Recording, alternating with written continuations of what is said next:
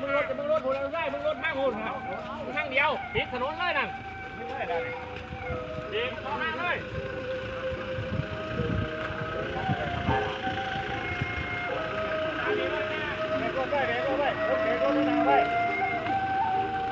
ปิดจะได้อยู่ไกลกันนะพี่น้อง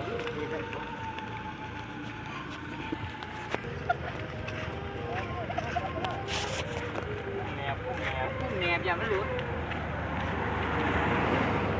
เปิดศูนย์เลยว่าเปิดศูนย์เลยปล่อยออกมาปล่อยออกมา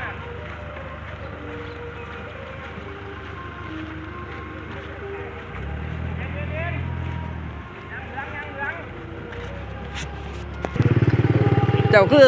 นั่งรถท่าทางเสีย แทงออกมารถแทงออกมา